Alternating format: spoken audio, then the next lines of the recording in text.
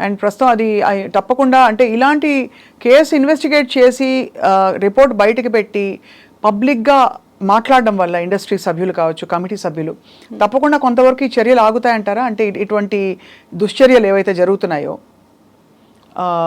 అంటే భయం అనేది క్రియేట్ అవుతుందండి. గ్యారంటీ. ఇప్పుడు కొంతమంది ఏం చేస్తారంటే బయటకి రాదు అనుకున్నప్పుడు ఎవరైనా అడ్వాంటేజ్ తీసుకుంటారు. అదే I can use this girl, ఇది బయటకి రాదు అనుకున్నప్పుడు ఇలాంటివి ఏంటంటే ఏమన్నా ఇలాంటివి ముందలకు వచ్చినప్పుడు ఇఫ్ ప్రూవెన్ పెద్ద పెద్ద వాళ్ళే ఇలాంటివి చేస్తున్నారు, ఇండస్ట్రీలో పరపతి ఉన్నాళ్లే అని చెప్తే మా పేరు కూడా రేపు బయటకు వస్తుంది కదా. అవును. ఇప్పుడు మీ టూ మూమెంట్ అదంతా వచ్చాక హాలీవుడ్లో కానీ బాలీవుడ్లో కానీ చాలా మంది భయపడడం స్టార్ట్ చేశారు. నిజంగానా? అంటే కొంతవరకు తగ్గింది, కొంతవరకు తగ్గింది. రైట్. కానీ ఓవరాల్గా ఒక ఫండమెంటల్ క్వశ్చన్, అసలు ఏది హరాస్మెంట్ కాదని తెలుసుకోవడంలో చాలా టైం పడుతుంది. అండ్ దానికి పోలీసులు కూడా సెన్సిటైజ్ అవ్వకపోవడం వల్ల నువ్వు కూడా ముందు ఏమీ రెసిస్ట్ చేయలేదు కదా. వాళ్ళు మాట్లాడినప్పుడు చాట్ చేసినప్పుడు ఇప్పుడు ఒక మనిషి వచ్చి అర్ధరాత్రి పూటో రాత్రి 10 గంటలకో if somebody tries to talk to you, తప్పకుండా దాన్ని ప్రతిసారి అనుమానాస్పదంగా చూడాల్సిన అవసరం ఉండదు. అవును. కానీ అక్కడి నుంచి మొదలైన ఒక క్రమం ఏది హరాస్మెంట్ అని చెప్తే, ఎక్కడ లైన్ డ్రా చేయాలని చెప్తే ఎలా తెలుసుకోవాలి ఒక అమ్మాయి? అంటే కొన్నిసార్లు as you said men and women work చేస్తున్నప్పుడు అది ప్రొఫెషనల్ నుంచి కొంచెం ఫ్రెండ్లీ అవుతాము, మాట్లాడుకోవడం అది స్టార్ట్ అవుతుంది. But I think from when she starts feeling uncomfortable, ఇది వేరే దానికి దారి చేస్తుంది, నేను ఫ్రెండ్లీగా ఉంటున్నా అనుకుంటున్నా కానీ దిస్ అప్రోచ్ ఇంకో రకంగా వెళ్తుంది అని ఆ ఉమెన్కి తెలిసినప్పుడు I think from then it amounts to harassing her. So but also అక్కడ నో చెప్పి గట్టిగా చెప్పాల్సిన బాధ్యత అమ్మాయిపై ఉంటుంది. కానీ చాలా పరిస్థితుల్లో ఆ వచ్చే వర్క్ ఆపర్చునిటీ పోతుందేమో, రేపు నేను అల్లరల్లరి అయిపోతానేమో అని ఒక భయం. అంటే ఇప్పుడు మన పాష్ యాక్ట్ తీసుకుంటేనండి, దాంట్లో ఏముందంటే క్విడ్ ప్రోకో అని చెప్పి ఉంటుంది. దాంట్లో ఏంటి ద మీనింగ్ ఇస్, నేను ఒక పని చేస్తాను మీకు ఫేవర్, నేను అది చేసినందుకు you do me this, I will give you preferential treatment somewhere, so you do this to me అని చెప్పి.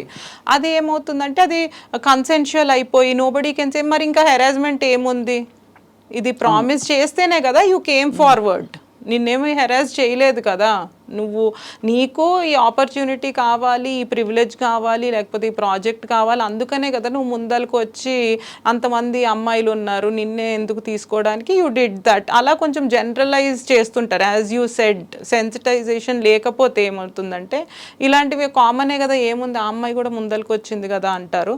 బట్ అది కూడా సెక్షువల్ హెరాస్మెంటేనండి. It is mentioned in the act itself. And as you said 2 things ఉన్నాయి దీంట్లో. ఒకటి, ఇది చేస్తే ప్రిఫరెన్షియల్ ట్రీట్మెంట్ ఇస్తా నీకు, I take you to places positions, membership ఇస్తా, లేకపోతే నిన్ను పైకి నెట్టేస్తాను, లైక్ కాంట్ బి అన్నారు అనుకోండి, then that is also sexual harassment only. What she deserves ఇవ్వకుండా చేసినా it amounts to that. Right. So ఓవరాల్గా అయితే క్లియర్ గైడ్ లైన్స్ అయితే ఉన్నాయి. మరి ఆడపిల్లల్ని ఇన్ వేరియస్ ఇండస్ట్రీస్ సెన్సిటైజ్ చేయడానికి ఏం చేయాలంటారు? To put your foot down and say no, no is a no అని. అంటే బేసిక్గా జెండర్ సెన్సిటైజేషన్ కావాలండి మనకి. మనము హేమా కమిటీ గురించి మాట్లాడుకున్నా, ఇప్పుడు అలానే పాష్ మీరు అన్నారు గైడ్ లైన్స్ వాటి గురించి మాట్లాడుకున్నా, అవి ఏం చెప్తున్నాయి అంటే ఇప్పుడు బాగా క్లియర్గా కనిపించే ప్లేసెస్లో, వర్క్ ప్లేస్లో ఇట్లా ఒక కమిటీ ఉంది అని తెలియజేయడం. ఎందుకంటే చాలామందికి తెలీదు. ఇప్పుడు when I speak to people in the corporate, మా ఫ్రెండ్స్కి కూడా ఇలా ఒకటి ఉంటుందని తెలియదు. దో ఇట్ ఈస్ మ్యాండేటరీ, ఎవరంతా ఫాలో అవ్వడం లేదు. రైట్. సో అలా అన్ని చోట్ల పెట్టారనుకోండి విత్ పిక్చర్స్, ఇట్లా ఈ కమిటీ ఉంది and this amounts to sexual harassment, you can be penalised, you can be punished, you can lose your job for that అని చెప్పి అప్పుడు ఎంతైనా భయం అనేది క్రియేట్ అవుతుంది మనుషుల్లో. And it is visible everywhere. అంటే దే ఫీల్కి ఇట్ ఈస్ జస్ట్ ఈ అమ్మాయి ఎంతో కష్టపడి ఎవరికి కంప్లైంట్ చేయనవసరం లేదు, it's just a phone call away, she can call and they will attend to her అన్నట్టు ఆ పరిస్థితి వస్తుంది. At the same time gender sensitisation ఎందుకు చెప్పానంటే మనకి పేట్రియార్కల్ సొసైటీ కాబట్టి మనం కొన్ని విషయాల్లో కండిషన్ అయిపోయాము.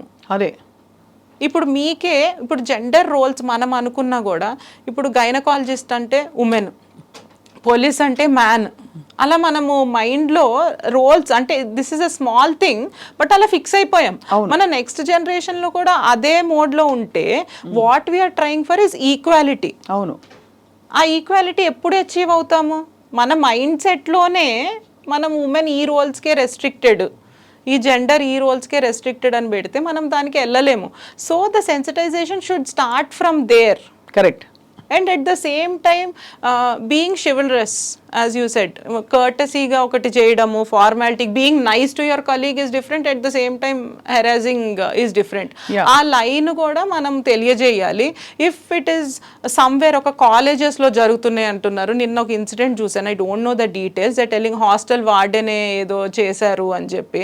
మనకేంటంటే చిన్నప్పటి నుంచి పెద్దవాళ్ళు ఒక అథారిటీ వాళ్ళు ఉంటే మనము తలొంచుకుని ఉండాలి అని అది చెప్పబడటం వల్ల కూడా తొందరగా రిటాలియేట్ అవ్వరు, రెబెల్ అవ్వరు, పేరెంట్స్ కూడా చెప్పరు. In general from home also it starts కదా. సో ఈ జెండర్ సెన్సిటైజేషన్ క్యాంపెయిన్స్ అనేవి చెయ్యాలండి. అంటే నాట్ హెక్సేక్ ఏదో చేసాము మనం మ్యాండేటరీ కదా పాష్ రూల్స్ మనము ఫాలో అయిపోయాము సో వీఆర్ గుడ్ అనుకోకుండా అది రెగ్యులర్గా, ఇప్పుడు ఎందుకంటే ఎంప్లాయీస్ వస్తూ ఉంటారు కదా ఆర్గనైజేషన్లో, so they don't know. So అలా అవేర్నెస్ ఎన్లైటన్మెంట్ చేస్తే